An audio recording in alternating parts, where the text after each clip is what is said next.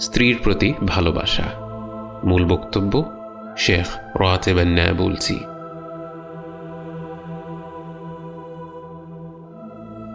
আল্লাহকে ভালোবাসার বিস্তৃত শাখা প্রশাখার মাঝে অন্যতম হল স্ত্রীর প্রতি ভালোবাসা।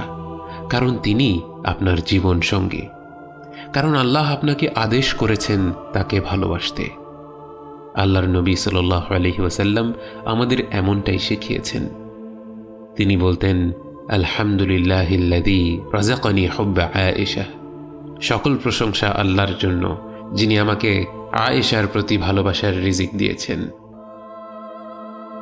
আপনি নিজ হাতেই আপনার জীবনে ভালোবাসাকে লালন করেন। যখন ঘরে প্রবেশ করবেন, শান্ত মনে হাসি মুখে প্রবেশ করুন। যখন দেখবেন ঘরের জিনিসপত্র ঠিকঠাক আছে, যেমনটা হওয়ার কথা তেমনটাই আছে, সেটার প্রশংসা করুন। কোনো কোনো স্বামীরা আছেন, আল্লাহ তাদের ক্ষমা করুক, পরিষ্কার পরিচ্ছন্ন ঘরে ফিরছেন, ফিরে দেখছেন তাদের স্ত্রী সেজেগুজে তাদের ঘরে স্বাগত জানাচ্ছে, অথচ তারা স্ত্রীর সাথে হাসি মুখে কথা না বলেই হয়তো বলে উঠবেন, কই খাবারটা দাও। সালাম দেয়া অথবা আল্লাহ তোমার কাজে সন্তুষ্ট হোক, তুমি আমার জীবনের আশার প্রতীক, এ ধরনের কোনো কথা তারা বলেন না। কিন্তু একজন স্বামীর উচিত তার স্ত্রীর সাথে সুন্দরভাবে কথা বলা। নবীজি সাল্লাল্লাহু আলাইহি ওয়াসাল্লাম সর্বদা তাঁর ঘরে প্রবেশ করতেন হাসি মুখে, এবং ঘরের মেয়েদের ব্যাপারে তিনি সাল্লাল্লাহু আলাইহি ওয়াসাল্লাম বলতেন, মেয়ে সন্তানেরা তো হলো ঘরের আনন্দ, ঘরের রত্ন।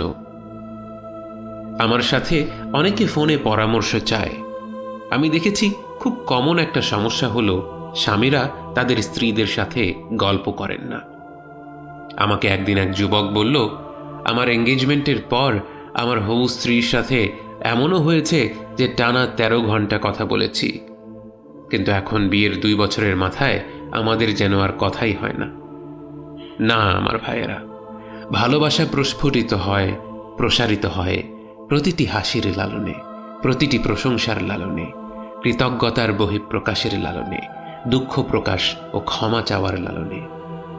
আপনার জীবনের সাফল্য নির্ভর করবে 4টি বিষয়ের উপর: আপনার রবের আনুগত্য, আপনার পরিবারের দায়িত্ব সুন্দরভাবে পালন করা, নিজের কাজকর্ম সৎভাবে করা এবং সুস্বাস্থ্য বজায় রাখা। এই 4টি বিষয়ের দিকেই খেয়াল রাখতে হবে ভাইয়েরা।